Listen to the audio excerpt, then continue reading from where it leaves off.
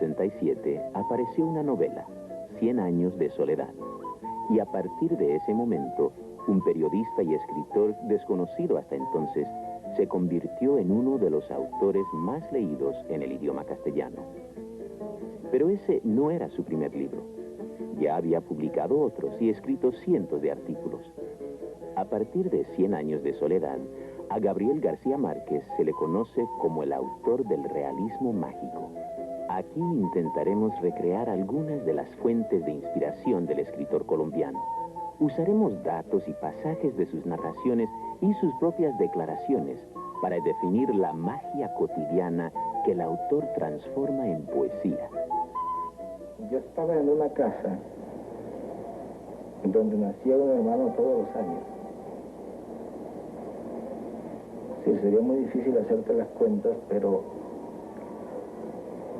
si yo tenía en ese momento 13 años, es casi seguro que ya tenía 8 hermanos. Entonces me di cuenta que ahí no había otra solución que irse. Es decir, eso presentaba dos ventajas. Una para uno mismo, que era salvarse nadando. Y otra para la casa, que era descargar un poco ese peso diario que había. Entonces yo decidí venirme de Barranquilla a Bogotá a presentar examen de beca.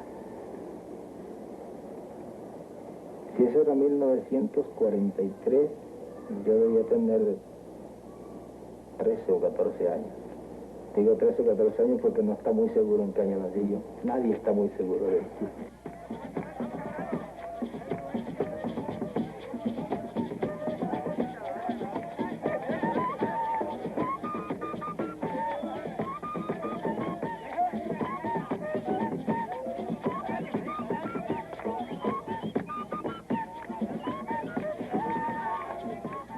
Esta podría ser una noche de locura en cualquier costa de Latinoamérica o incluso en un rincón de África.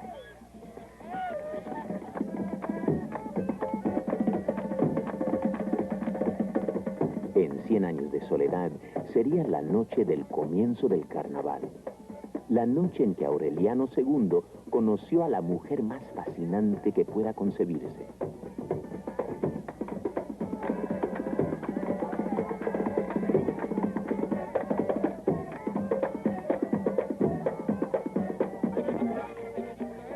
En Ciénaga, la ciudad del apogeo y esplendor de la zona baranera en los años 20, esta es la noche del Caimán.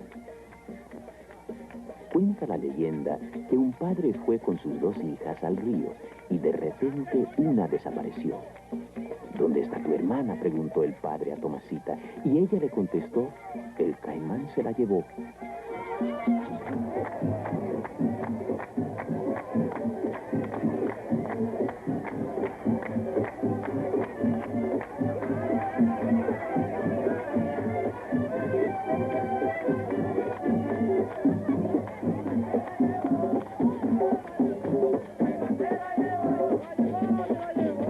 A finales de enero y durante 3 noches, Ciénaga baila el Caimán y elige reinas entre las más bellas, según una arraigada tradición colombiana. Reina, señorita Trinidad. La reina del carnaval infantil, la señorita Angélica.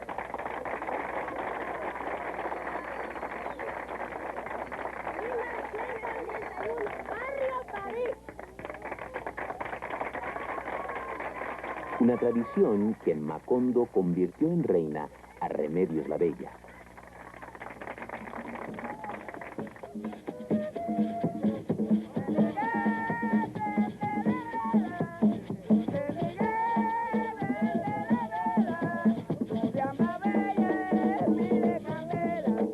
Este es el comienzo del carnaval en las costas del Caribe colombiano. Recuerda esas fiestas del apogeo de Macondo, cuando la cumbiamba se bailaba alumbrando billetes en lugar de velas, y para los hombres era un honor bailar con esta mujer, la mejor bailarina de Ciénaga y reina de la cumbiamba hace ya medio siglo.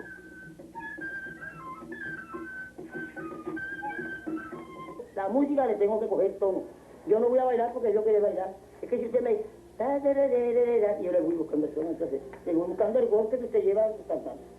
No quiero, no quiero, no quiero pelear mi gallo, porque la gallina quiere ver que hago. Quiero, no quiero, no quiero pelear mi gallo, porque la gallina quiere ver que hago. Ábreme la valla, ábreme la mano, para que ella me gallo, lo bonito que te va. No quiero, no quiero, no quiero pelear mi gallo, porque la gallina quiere ver que hago.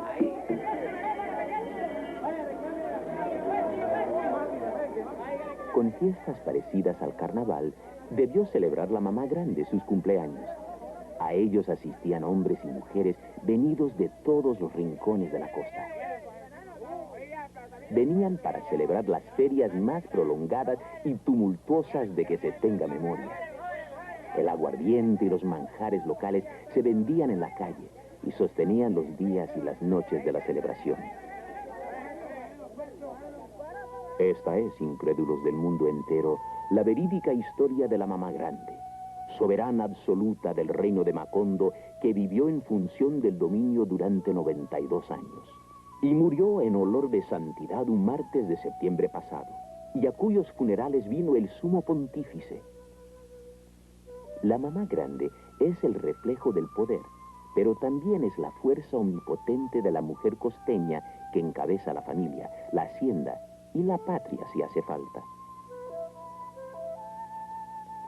La realidad de la novela, dice García Márquez, no es la realidad de la vida, sino una realidad diferente. La realidad de la vida termina copiando a la imaginación y a los sueños. En Los funerales de la mamá grande, relato un inimaginable viaje del Papa a una aldea colombiana. 11 años más tarde, el Papa viaja a Colombia. La literatura mágica de América Latina es quizás la más realista del mundo, y no se debe exclusivamente al elemento negro. Comenzó antes con el diario de Cristóbal Colón. Nunca se me ha ocurrido nada que sea más asombroso que a la realidad.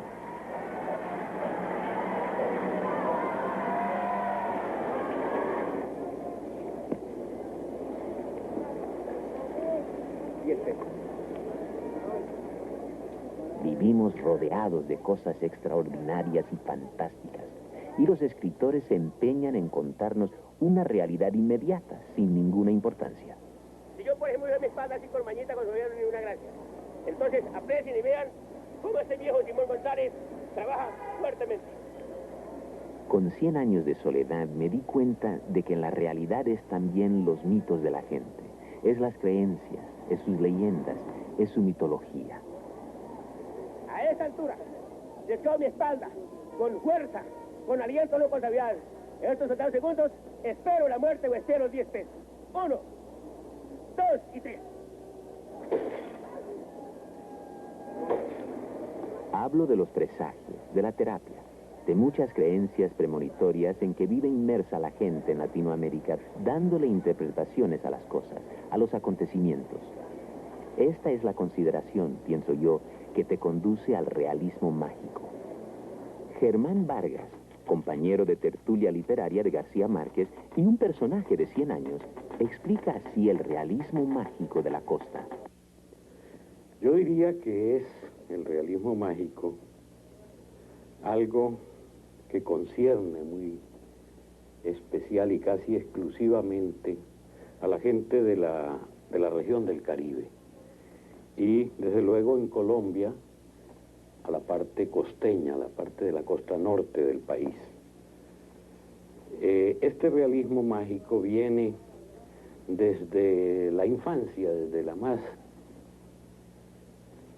tierna infancia en los niños nuestros, que oyen relatar a las personas mayores, generalmente viejas, mujeres muy ancianas, que pueden ser la abuela, como en el caso de García Márquez, o que puede ser una vieja tía o una vieja sirvienta de origen negro, con una gran imaginación, con una gran fertilidad en la imaginación, que va contando viejas leyendas, viejas historias a los niños y les va despertando o les va inculcando esa misma imaginación, esa fantasía, esa capacidad para fantasear.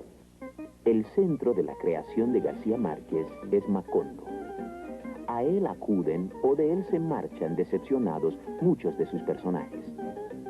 Macondo no es un lugar concreto, es un conjunto de referencias, una serie de lugares cifrados donde el escritor o su familia han vivido en algún momento. Macondo es Aracataca, el pueblo donde nació García Márquez, pero es también cualquier otro pueblo de la zona bananera, es Ciénaga, es Barranquilla, es Cartagena, Sucre, o un pueblo a la orilla de un río oscuro y grande. Macondo es Colombia, es América Latina, es un universo. Los primitivos habitantes de Macondo, como los abuelos del escritor, emigraron desde la Guajira. El coronel liberal Nicolás Ricardo Márquez y su familia abandonaron Riohacha en los años 20 para establecerse en un pueblo al borde de la Sierra Nevada llamado Aracataca.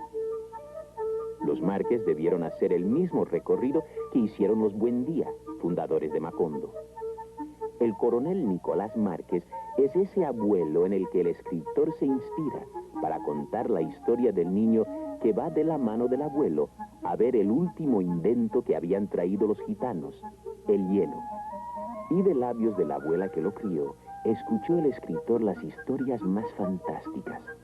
Porque 100 años de soledad es un libro escrito con las experiencias de mis padres, de la gente que conocí de niño, leyendas populares, cosas que me han contado, noticias que tengo a través de los periódicos, investigaciones que hice de ciertos episodios. Es decir, es hecho con experiencias contadas por otras personas. En cambio, el otoño del patriarca, a los 45 años, es un libro escrito totalmente con experiencias personales cifradas. Probablemente son mis memorias, o parte de mis memorias. En la casa de los abuelos conoció García Márquez a los guajiros. Guajira era la india que le inspiró el personaje de Remedios la Bella. Aún en este siglo, en los años 20, en Colombia los indios guajiros se compraban y vendían, según testimonio de este diario. Los hijos de los guajiros no podían ser registrados al nacer en las parroquias locales. Los guajiros no existían en el censo de la nación. Aún hoy, los guajiros son un grupo aislado del resto por la geografía y la cultura. Son uno de los pocos grupos indígenas colombianos que escaparon a la colonización. Los guajiros están siempre presentes en las narraciones de García Márquez. Son seres taciturnos, sumisos, supersticiosos. Hablan poco y se comunican entre ellos en su propia lengua. Son los siervos de la sociedad en Macondo y están por debajo del negro. Son como el último eslabón de la cadena y especialmente las mujeres son portadoras del presagio y el misterio.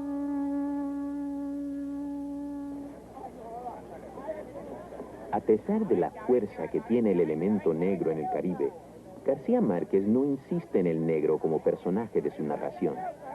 El Caribe es, sin embargo, el centro de su poesía. Yo nací y me crié en el Caribe, donde el elemento negro es muy importante y la fuerza de la superstición y de las creencias en elementos sobrenaturales es mucho mayor. No hace mucho tiempo me di cuenta de que yo era un mestizo. Encontré que en muchas formas populares del arte africano se encuentran manifestaciones estéticas muy similares a las que tenemos en toda la zona del Caribe. En América Latina hay elementos diversos que pertenecen a muchas culturas que se han mezclado y esparcido por todo el continente. La vocación fantástica del Caribe se acentuó con la implantación de esclavos africanos, cuya imaginación desbordada se mezcló con la de los nativos precolombinos. Y luego con la fantasía de los andaluces y el culto a lo sobrenatural de los gallegos. A nosotros nos han educado en la creencia de que nuestros orígenes son exclusivamente europeos, españoles, lo cual es cierto en un gran porcentaje, pero no totalmente.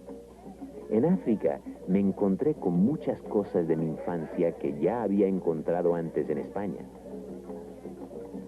Muchas de las historias que me contaban mis abuelos, que eran gallegos, yo creía que eran originarias de mi tierra, pero eran en realidad gallegas. Galicia es probablemente la región española donde el elemento sobrenatural tiene más peso sobre la sociedad y el individuo. En el Caribe, estos elementos sobrenaturales forman parte de nuestra realidad cotidiana. Otra cosa curiosa que tiene el Caribe es el espacio que separa las cosas.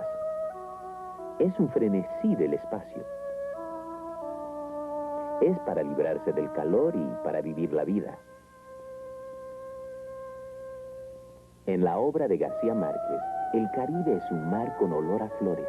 Es el mar de los muertos milagrosos y del buque fantasma. El mar que invade los cementerios y el mar que trae a la playa al ahogado más hermoso del mundo. El Caribe es el mundo del calor, donde el paso del tiempo no tiene la menor importancia. El mar y el calor son elementos tan importantes para el escritor que la primera vez que abandonó la costa y conoció el mundo del frío, la recuerda todavía como un trauma. La sensación del frío es una cosa que ustedes, los que han nacido acá, no pueden imaginar. Es una cosa que era inconcebible para uno, la sensación del frío. Y después la sensación de la altura, de que costaba trabajo respirar. Porque en la costa uno tiene la impresión de que se ahoga de oxígeno. Y entonces acá se encontraba con que le costaba trabajo respirar. Y era absolutamente maravilloso ver esa sabana que para mí sigue siendo uno de los lugares más extraordinarios del mundo. Ahora, al final había un problema, y un problema muy grave, que era Bogotá. Es la ciudad que más me impresionó y que más me ha marcado mi llegada a Bogotá esa tarde. Una ciudad gris, ciudad cenicienta, con lluvia, con unos tranvías que cuando cruzaban por las esquinas echaban chispas y iba todo el mundo colgado. Iba todo el mundo colgado de ellos. Todos los hombres estaban vestidos de negro, con sombrero, y no había una sola mujer. Pero es que no había una sola mujer en la calle. Tú sabes que para los costeños esto es muy grave. Aún a los 13 años, ver una ciudad donde no hay una sola mujer. En la narrativa del escritor hay una diferencia muy clara entre el mundo costeño y el del interior del país. El andino, o el cachaco, como se llama en la costa al que viene de otra parte, es un personaje del que no hay que fiarse. El poder central y la tiranía están asociados con los hombres del interior. La diferencia entre costeños y cachacos tiene una explicación para Alfonso Fuenmayor, amigo de García Márquez y un personaje de 100 años de soledad. Esa diferencia que existió antes de la llegada de Colón, pues a mi modo de ver se acentuó con la inmigración española, porque aquí llegaron españoles principalmente andaluces, mientras que en el interior llegaron de otras partes. Esa diferencia existe no solamente en la manera de hablar, sino en la manera de comportarse, en la manera de ser. La gente del interior prefiere ciertas actividades que nosotros los de acá rechazamos y podría decirse, si no fuera sacrilegio, que las desdeñamos. Mientras los militares y los curas son del interior, aquí no hay ni militares ni curas. Yo creo que nunca hemos tenido un comandante de brigada de aquí porque es inútil buscar un general. Un obispo ni arzobispo ha sido de aquí, porque aquí se rehuye. No la vocación religiosa, sino el enclaustramiento, la disciplina y se entiende como una forma de la esclavitud. José Arcadio, Úrsula y sus amigos emprendieron desde Riohacha la travesía de la sierra hacia una tierra que nadie les había prometido, siempre marchando en dirección contraria al sitio que habían abandonado. Después de 2 años, llegaron a la cumbre de la sierra y desde allí contemplaron el espectáculo de una ciénaga enorme y nunca vieron el mar. Tras el asombro de la ciénaga grande, José Arcadio soñó con una ciudad transparente que tenía un nombre sobrenatural, Macondo. Una aldea feliz donde nadie era mayor de 30 años y donde nadie había muerto. El mundo era tan reciente que las cosas carecían de nombre y para mencionarlas había que señalarlas con el dedo. Es el comienzo paradisíaco de la humanidad que tiene un patriarca llamado José Arcadio. Lo más elemental sorprende y lo más absurdo es posible en este mundo mítico del comienzo de la aldea feliz. Es la etapa sin ley ni orden, porque no hace falta. El patriarca dice lo que hay que hacer. Siembra los almendros donde le parece y los hace eternos para que sobrevivan a muchas generaciones en Macondo. Es la época en que el alquimista Melquíades va a bañarse al río de piedras prehistóricas con los vecinos de Macondo. Muy pocos días antes de que lo entierren y de que inauguren con él un espacio que se destinará a cementerio. Es el estado primitivo de una comunidad que se entretiene en trabajar en el campo, mientras José Arcadio lucha por conseguir el daguerrotipo de Dios.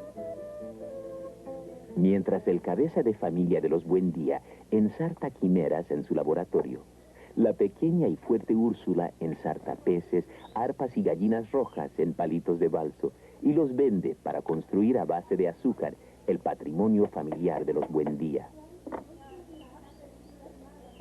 Mientras José Arcadio gobierna y sueña con establecerse en un pueblo que esté más cerca del mundo, Úrsula, cargada de sentido común, mantiene los negocios caseros.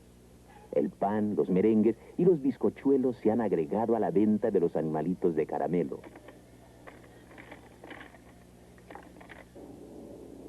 Un día llegaron los primeros habitantes de otro lugar. Eran los nómadas de la fantasía, saltimbanquis y malabaristas de habilidad sin límites, gitanos de todos los mundos que tenían como techo el cielo y las estrellas. Los hombres del circo trajeron la fantasía de lugares desconocidos que solo figuraban en los libros. Descubrieron el hielo, el imán, la estera voladora. Vivían de casi nada y en el amor lo daban todo, como la pequeña gitana que se entregó al hijo mayor de los Buendía y se lo llevó a recorrer el mundo del que hablaba Melquíades. La otra. Gracias a los gitanos trashumantes, Macondo comenzó a figurar en la ruta de los pueblos de la fantasía.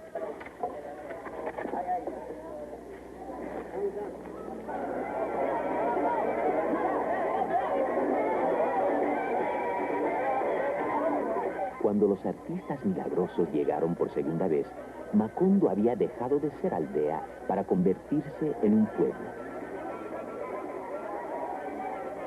Había llegado gente de otros lugares. El comercio era importante. Hágase el muerto que yo lo lloro. Pero ¿para qué, hombre? ¿Para qué si no se consigue nada? Hágase el muerto que yo lo lloro. No, a la buena tía. ¡Que se muera! José Arcadio no volvió con el circo, y Úrsula hizo todo lo posible para que se marchara. Pero la fascinación que los gitanos ejercían sobre el público fue mucho más fuerte.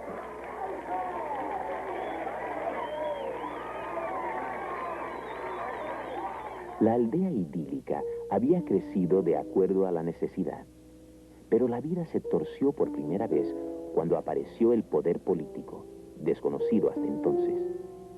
Fue el día en que un corregidor que nadie había mandado llamar llegó a Macondo y ordenó pintar las casas de azul y no de blanco como querían los Buendía. El azul Era el color del Partido Conservador, que entonces mandaba en el país. Como en todos los pueblos colombianos, el rojo de los liberales y el azul de los conservadores dominó la vida política. En Colombia se ha matado desde hace años en nombre de esa diferencia cromática. Las casas pintadas de azul, pintadas luego de rojo y luego vueltas a pintar de azul, habían terminado por adquirir una coloración indefinible. Macondo no se salvó de la violencia partidista. El segundo de los Buendía, Aureliano, simpatizó con los principios liberales y, sin entender muy bien por qué los hombres se peleaban por cosas que no pueden tocarse, fue a la guerra por inercia, como casi todos los hombres de Macondo. Cuando los conservadores cambiaron los votos en las urnas, Aureliano decidió pelear contra ellos por tramposos. Promovió 32 insurrecciones contra el gobierno. Ninguna triunfó. Decepcionado por la derrota liberal, el coronel Aureliano Buendía se negó a seguir oyendo historias de la guerra y se encerró en el taller para trabajar con el oro. La labor meticulosa de orfebre le permitió aislarse de la realidad. Después de que el gobierno mandó matar a sus hijos, aprendió a tener la mente en blanco para no recordar. Su sentido de la independencia y su anarquía aumentaron. Al principio cambiaba las figuritas por monedas de oro, que luego fundía. Pero cuando los recuerdos de la guerra le resultaron insoportables, inventó el truco de armar 2 pescaditos por día. Y cuando llegaba a 25, los fundía de nuevo para hacer más pescaditos, hasta que perdió la noción del tiempo.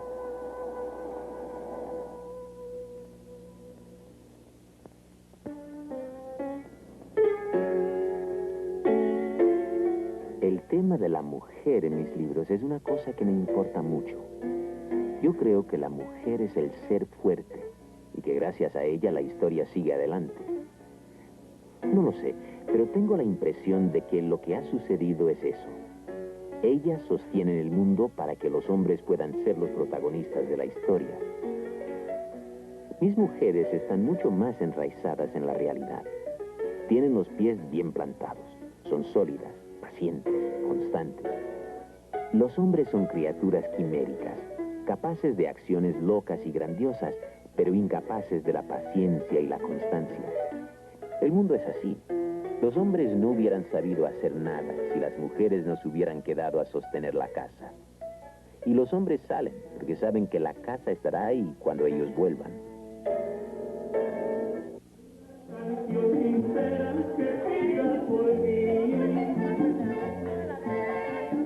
Un lugar resulta especialmente entrañable para los hombres en las historias de García Márquez.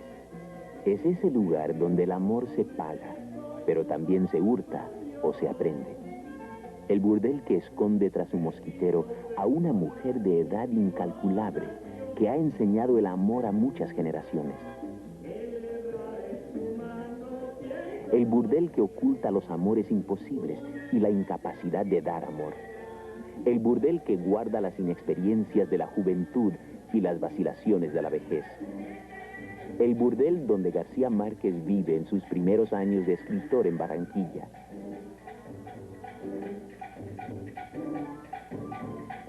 El burdel al que Aureliano Buendía acude por primera vez y encuentra a la cándida Heréndira, una niña que tendrá que ejercer durante 10 años el oficio del amor para pagar una deuda a su abuela desalmada. García Márquez relata cómo los hombres y las mujeres de Macondo se fueron enfrentando juntos a los cambios más terribles. Primero conocieron la violencia política y después la vorágine del progreso. Y aprendieron que no todo lo nuevo llegaba con los gitanos y los vendedores de milagros. El tren fue un acontecimiento en sus vidas. Alguien anunció la llegada del nuevo invento como una cocina que arrastraba un pueblo. Es el mismo tren que el coronel que espera su pensión ve llegar un día cargado de hombres, mujeres y animales. Es el tren del progreso y la desgracia. el tren que un día servirá para transportar a los muertos de la huelga y que se llevará a Meme a la ciudad de los Páramos, de donde vino un día su madre, Fernanda del Carpio. Pero es también el tren que llevará el mundo a Macondo, desde la orilla del mar. Una tarde llegó en ese tren un grupo de americanos, y sin que los macondinos tuvieran mucho tiempo para pensarlo, el pueblo se llenó de forasteros, y crecieron los campamentos de madera y techos de zinc. Los gringos llegaron a Macondo para poblar las tierras de Banano. Compraron municipios enteros y lo cultivaron todo. Construyeron un pueblo aparte para ellos y sus familias, rodeado de una valla metálica, como si fuera un enorme corral. Vivieron en este parque paradisíaco, en casas con jardín y ventanas protegidas de los mosquitos, con agua caliente y ventiladores y todo tipo de inventos asombrosos que nadie había visto nunca en Macondo. Trajeron coches fantásticos para darle la vuelta a su parque de palmeras y cambiaron por completo la vida de la zona. Nadie sabía aún si eran filántropos y ya habían ocasionado un trastorno colosal, mucho más perturbador que el de los antiguos gitanos, pero menos transitorio y comprensible. Para García Márquez, la presencia de los norteamericanos fue desconcertante. Con ellos llegó el dinero y la corrupción que viene tras él. 30.000 hombres llegaron a trabajar para la compañía norteamericana de Banano. Nunca antes tantos obreros habían trabajado en Colombia para la misma empresa. En la costa se leían entonces periódicos en inglés y en español venidos de Norteamérica. El mundo que ofrecía la publicidad de colores cautivó enseguida a los más ricos y creó necesidades que nadie tenía. En los diarios locales se leían historias alucinantes, como la de un hombre que se rifa a sí mismo a $10 la boleta, o como la de un fantasma casero que tiene consternada la ciudad de Medellín, o la noticia de un incesto registrado en Aracataca. La costa fue el primer lugar de Colombia que desarrolló el ferrocarril. Las ciudades más importantes estaban comunicadas entre sí, y desde ellas llegaba el tren a todos los pueblos donde tenía campamentos la United. La costa puso en contacto al resto del país con los puertos de mar y con el mundo del Caribe. Por la misma época en que llegó la compañía bananera, un grupo de emigrantes apareció en las costas colombianas. Venían de Oriente Medio, como el farmacéutico que llegó a Aracataca siendo muy joven.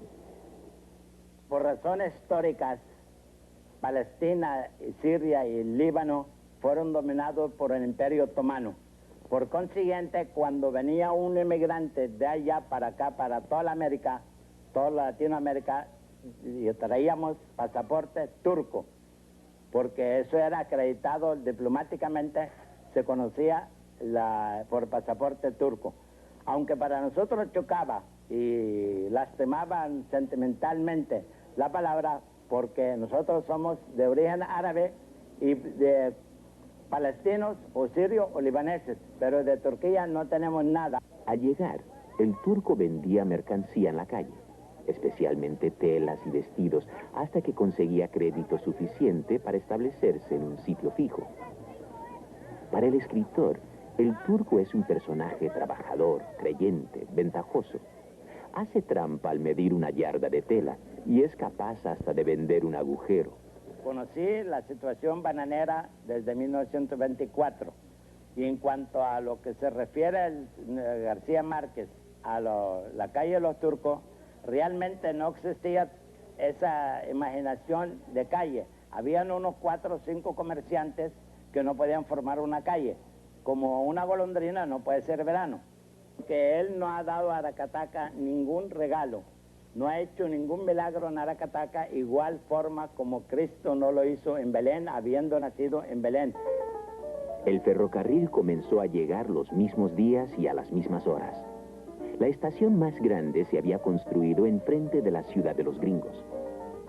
Habían cambiado tanto las cosas desde que llegó a Macondo el ingeniero americano que midió la humedad y probó el primer banano. que los primitivos habitantes de Macondo se levantaban temprano a conocer su propio pueblo. Fue la época en que los macondinos descubrieron el cine y se maravillaron de poder compartir tan cerca y tan lejos las penas y las alegrías de seres inalcanzables.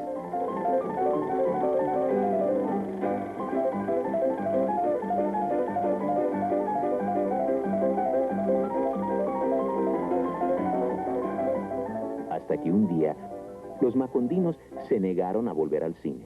Sufrieron una terrible decepción al comprobar que aquel personaje al que habían llorado y enterrado en una película reaparecía vivo y convertido en héroe en otro lugar del mundo en la película siguiente.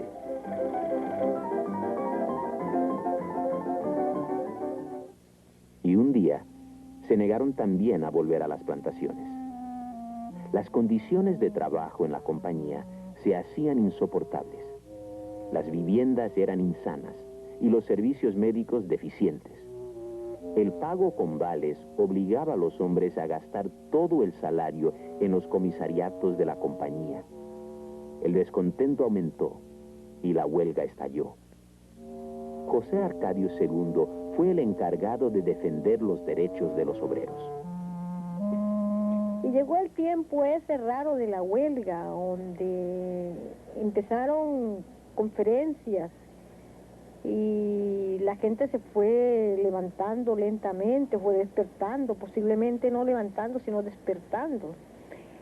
Se puso la cosa tan delicada que se tuvieron que acudir a las fuerzas militares. Estaba entonces de jefe de la plaza el general Cortés Vargas. Ucha Rebolledo, hija de un bananero local, era joven cuando estalló la huelga y gustaba de pasearse a caballo vestida de militar por las calles de Ciénaga. El pueblo le echa la culpa a los bananeros, perseguían a los bananeros mucho, nosotros sufrimos también por eso. La Magdalena Fruit Company no tuvo la culpa, por no decirte, la confusión que hubo cuando ellos no estaban preparados para este tiempo que se está pasando ahora, o sea, liberación del campesino. La United Fruit intentó resolver el problema alegando que no tenía trabajadores a su servicio. Cambió de nombre y recurrió a la quema de documentos. La historia contada en 100 años de soledad es la misma que cuenta este obrero de la compañía. El jefe mandó a quemar varias planillas y habíamos perdido los derechos, porque yo trabajé hasta el año 50, pero que fueron 27 años. Pero entonces, como él mandó a quemar las planillas, no parecen ahí, sino 19 años. En el 51 principié a pedir la jubilación, pero cada vez que iba me decían que no tenía derecho porque no había trabajado en las 3 compañías, o sea, en los 3 nombres de la compañía. Había muchos jubilados que habían trabajado menos que yo. Entonces yo iba siempre, toda la semana iba, un día, hasta el año 70, que conseguí un abogado. Y el abogado también estaba de acuerdo con la compañía porque me engañó. Estoy esperando es que a ver si me arreglan el problema, porque tengo 31 años de estar luchando para que me arreglen el problema y todavía no me lo han arreglado. La huelga de las bananeras, narrada con todo lujo de detalles en 100 años de soledad, es el capítulo más importante de la historia obrera en Colombia. Fue una huelga no solo contra la compañía americana, sino también contra los cultivadores locales. El gobierno envió al ejército para ayudar a los dueños de la tierra. Para quitar fuerza a la huelga, los soldados hicieron el trabajo que los obreros se negaban a hacer. Los obreros, cansados de una lucha de meses, quemaron fincas y comisariatos y destruyeron los sistemas de comunicación para paralizar la producción. Los enfrentamientos con la tropa eran continuos. Por fin el gobierno decidió enviar a Ciénaga al jefe civil y militar de la región, al general Cortés Vargas. El general convocó a los trabajadores en la plaza, al parecer para anunciar un acuerdo. Pero todo fue un engaño. En pleno estado de sitio, siendo posiblemente de las 10 de la noche en adelante, la plaza se llenó de gente. Niños, niños, viejos, perros, ancianos, gente de toda clase, mujeres. Y salió el batallón, después volvió y salió otro escuadrón y así fueron saliendo hasta que la placita se llenó. Mandaron más de 400 cachacos de esos con los rifles y Cortés Vargas, un hombre malísimo, con metralladoras y todo. Entonces fue arrasando con toda esa gente, matándolas. Nada más se oía eso solo por mí. Uno no podía abrir la puerta, no podía asomarse a la puerta de la calle porque esos cachacos le apuntaban a uno para matarlo. No podía uno salir ni a tomar agua. El general Cortés Vargas era un hombre como reposado, ¿ves? No me atrevo a decir que fue malo. Como buen oficial del ejército cumplió con su deber, ¿comprendes? Y él le dijo a la gente que se retiraran, no una vez, sino muchas veces. Entonces comenzaron a contar 1, otro minuto, 2, 3 minutos, a la 1, a las 2. ¿Se rinden? ¡No! Gritaban. 100 años de soledad conserva el nombre del general y el número del decreto por el que el gobierno lo autorizó a disparar sobre los obreros. Ciénaga conserva el recuerdo de la masacre, el viejo edificio de la estación y un monumento en homenaje a los muertos. Tras la huelga comenzó en la zona la decadencia de la industria del banano. En Macondo todos olvidaron la matanza, menos un niño. Estaba yo en la estación. En esa hecha estaba yo como de 12 años. Me puse junto de un muchacho que al menos sirvió en el cuartel. La segunda descarga fue cuando hubo los muertos. Entonces me fui rodando con el muchacho hasta pasar la calle al otro lado. De ahí nos paramos. Él me dijo, váyase para la casa, y yo me fui para la casa. Bueno, el día siguiente, como pelado me vine acá al campo, donde había sucedido la tragedia, y vi los muertos. Pero ahí solamente ya habían dejado más que 9, que eran los 9, digo yo que eran los 9 puntos, y así fue todo. Y a la muerte siguió como maldición bíblica la lluvia, que borró hasta los recuerdos. Los macondinos lo olvidaron todo. Cuando vino el viento cálido, Úrsula murió. Fue el comienzo de la ruina de Macondo. Los americanos se marcharon y abandonaron las plantaciones, y se acabó la prosperidad del Milagro.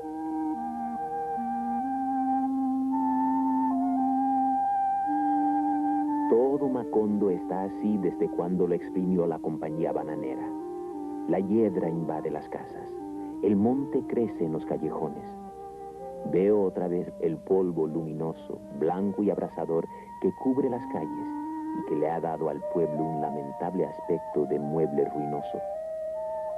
Es como si Dios hubiera declarado innecesario a Macondo y lo hubiera echado al rincón donde están los pueblos que han dejado de prestar servicio a la creación. No pasó más el tren de 140 vagones que se había llevado los muertos hacia el mar. El polvo y las telarañas se fueron apoderando de todo. La humedad se fue comiendo los colores y fue invadiendo los muros. Las casas de la nostalgia se unieron a la decadencia y el desconcierto que vino después de la lluvia.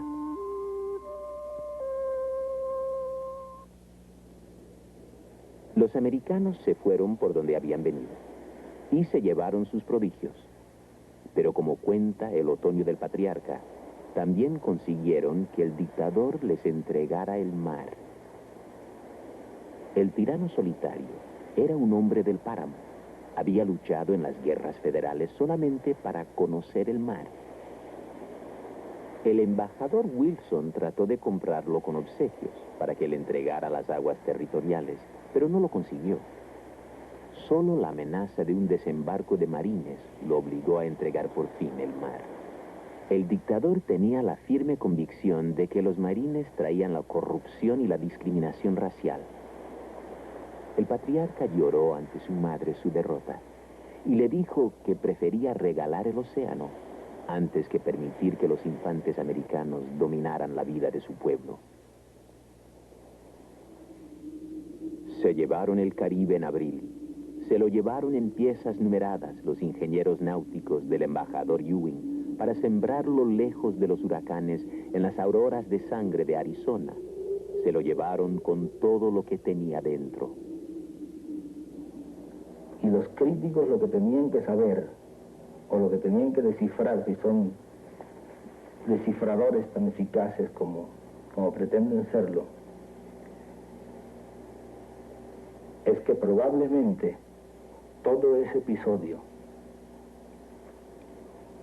del dictador que vende el mar y del dictador que se queda perdido por la falta del mar corresponde un poco a la historia de la cual hablábamos hace un momento, del muchacho de Aracataca, del muchacho de Barranquilla, que a los 12 años llega a la ciudad más extraña y más remota que recuerda, que es una ciudad gris, una ciudad cenicienta y sobre todo una ciudad donde no hay mar. Las ciudades del frío son, en la obra de García Márquez, lúgubres, lejanas y tristes. Hasta una ciudad del frío va Aureliano II a buscar a Fernanda del Carpio y la encuentra en la mansión colonial donde las telarañas se confunden con los delirios de grandeza. Y a esa misma ciudad, a 1000 kilómetros del mar, va el escritor a estudiar cuando solo tiene 12 años. Estos son sus recuerdos de Zipaquirá. Yo estudié el bachillerato en un antiguo convento colonial, sin calefacción y sin flores, en un pueblo de mentalidad estrecha, remoto y lúgubre. Para mí, que había nacido en el Caribe, aquel colegio era un castigo y aquel pueblo helado era una injusticia. Mi único consuelo era la lectura. Pero un sentimiento más universal identifica a todos los personajes de García Márquez: la soledad, la falta de solidaridad, el encierro en un mundo exclusivo e individual. Soledad es lo que queda a esta mujer venida de las Indias occidentales. La madama acudió a Aracataca en la época de la riqueza en la zona bananera para ejercer el viejo oficio del amor a cambio de dinero. A pesar de su enorme capacidad de brindar amor, su historia hoy, como la de los personajes de Macondo, es una historia de soledad. En algunos personajes, el amor y la soledad van íntimamente unidos a la violencia, como la historia misma de la tierra que los ha engendrado.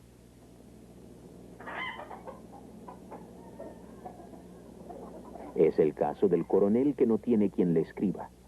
El coronel que espera desde hace años su pensión.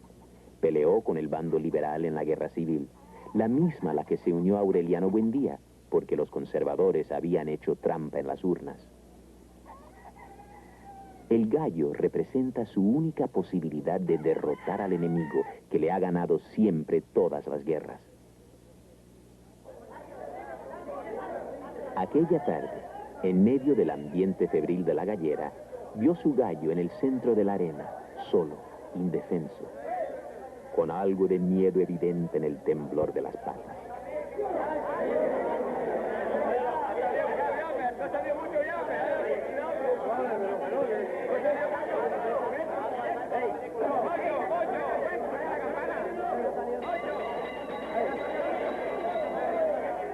El adversario era un gallo triste y ceniciento.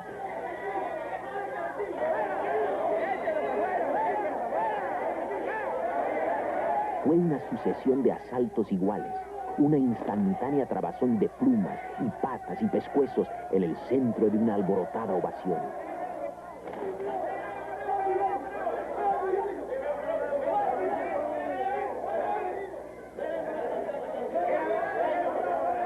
despedido contra las tablas de la barrera, el adversario daba una vuelta sobre sí mismo y regresaba al asalto. Su gallo no atacó, rechazó todo asalto y volvió a caer exactamente en el mismo sitio. Pero ahora sus patas no temblaban. En ese momento la victoria estaba asegurada. Todo fueron gritos y aplausos, y el coronel encontró que la ovación era exagerada. Todos estaban entusiasmados con el espectáculo de su gallo. Aquel día decidió que aunque se muriera de hambre, jamás vendería aquel animal. Las victorias de su gallo campeón serían su única posibilidad de humillar al enemigo conservador, al enemigo asesino de su honor y de su único hijo.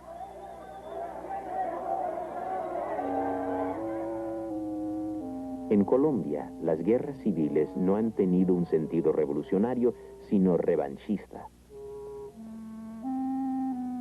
El país vive normalmente en estado de sitio, y el paso de los años no ha borrado la costumbre de comprar los votos o alterar las urnas en las elecciones. Cuando García Márquez está comenzando su carrera de periodista, Colombia vive otro durísimo capítulo de su interminable historia de violencia.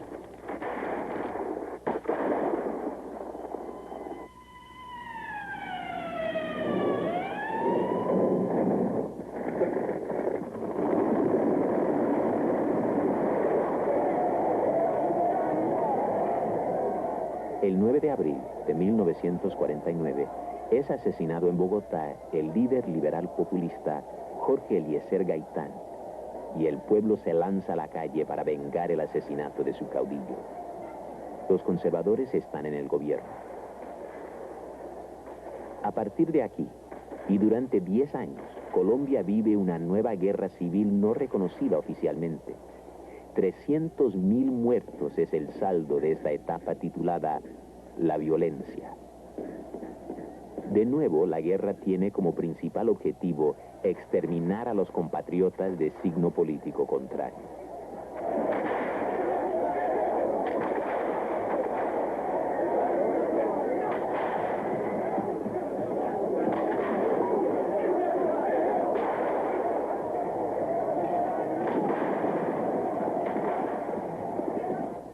Los odios entre liberales y conservadores y el clima de aquella época es el tema central de La Mala Hora. Los conservadores representan al opresor y los liberales a la resistencia, pero todo en una lucha absurda e inútil.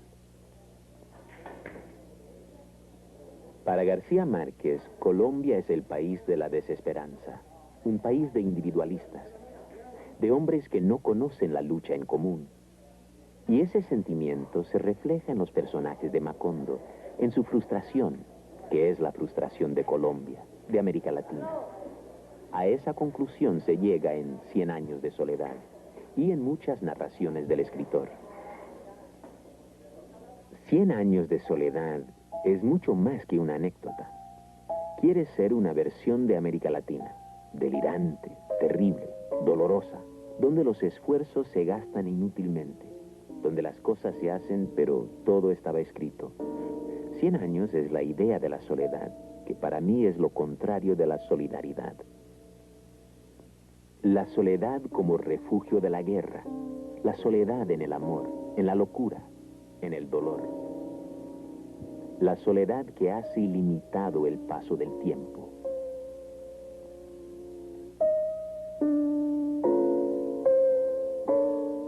La soledad que a veces premia con el olvido y otras veces con la tranquilidad del espíritu.